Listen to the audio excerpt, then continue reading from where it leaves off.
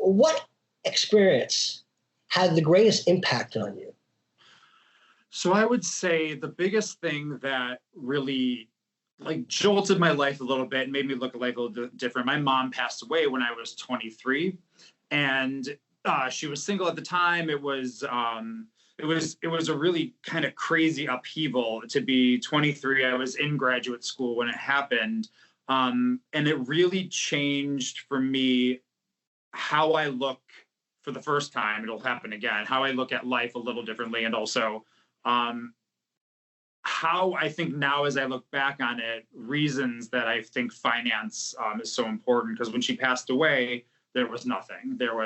She didn't know. There was no economic literacy. No one teaches financial literacy in this country. And when we looked at things, there was nothing in place. And so it was, I wiped everything, lost everything. There was nothing really left. And so that for me made me perk up a little bit, not even realizing I would end up going into finance, 15 years later. But it really changed of how I look at life and how precious it is. But it also made things very difficult not having that person that's your person to turn to. We were like best friends. And so yeah, I would say that's probably one of the greatest impacts in my life. Yeah, that was at 23. There'll be more, which I'm sure will come out, but as we talk. But yeah, I'd say that was a big one. I grew up an only child, and I really didn't know. I didn't know what people did when they went to college, because I didn't know people who had gone to college really. And so, I think going to college was a huge turning point for me, because I was exposed for the first time to people from different places and people with different ideas, and, people who didn't look like me or think like me.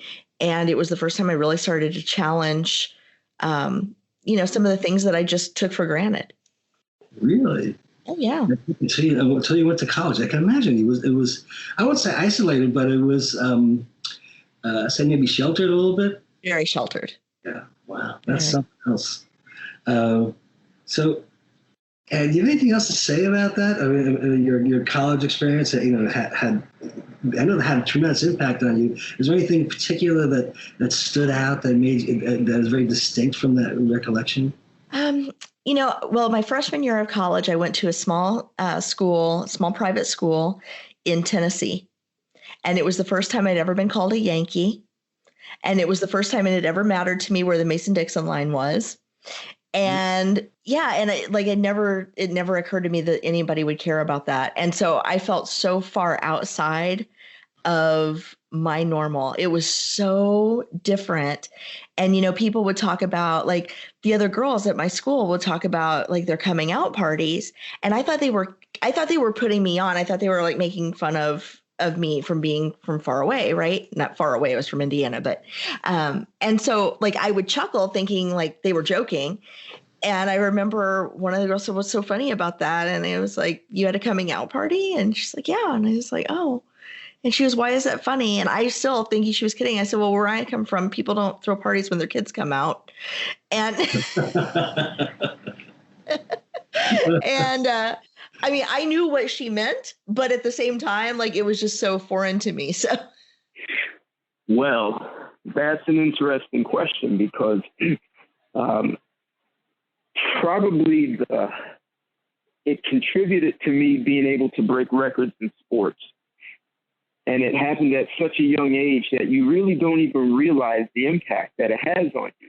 So I was 6 years old, and my mother had taken there were only 3 children at the time. She took us to her mother's for New Year's Eve. And apparently she's leaving late, and she drove her brother and his wife home, who sat in the back seat, and she let her 3 children sit in the front seat. And I woke up, and the car was wrapped around a tree. Oh, no. So, yeah. So, I'm bleeding. My brother and sister are next to me. We're all bleeding. We're crying. And I'm just tall enough to look over the dashboard, and I watch my mother run home. And within seconds, my father and his cousin come back. They swoop us out of the car and take us to the hospital, and we all had to get stitches. So no big deal, right? Except I watched my mother run home. She didn't limp, she didn't crawl, she ran like I always saw her run. And she had 2 broken legs. Both her legs were broken. And she ran home. So as a 6-year-old, I now became obsessed with what is it the human body has that we just don't know about. So if my mother could run with broken legs, we all must have this ability like that we can tap into. And I started reading about how women were lifting a car for their child if the child was stuck under it. And you just hear about all these extraordinary stories. So I was after that. I literally started researching human behavior at 9 years old. At 11, I started working out, physical training. And when I went into sports, like I said, I was breaking records. Like I'm 5'6". I weighed 143 pounds my senior year, and I could dunk a basketball. You know, I don't like basketball. As a long jumper, I broke records. In football, at my size, 5'6", 143, I was the starting defensive nose guard. So what I learned from my mother running with broken legs is that's what I was after. How do you run with broken legs? Like, how do you do this on purpose? And that ended up being a big part of my professional life as an executive. So that had a huge impact on my life. Well, that was an interesting question. That's a bit of a tough one, but I would say one of them is that even though I came from kind of a lower middle class upbringing myself, my family pooled their resources the summer I turned 16 because we had a family friend living in Europe. So instead of the family taking a family vacation that summer, they sent me to Europe to stay for our part of the summer with some friends who were living in Brussels.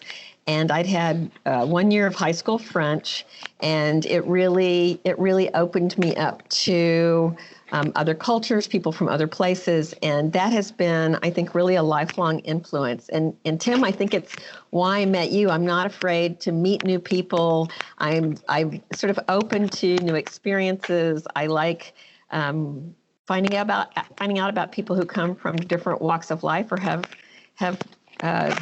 different life stories than mine.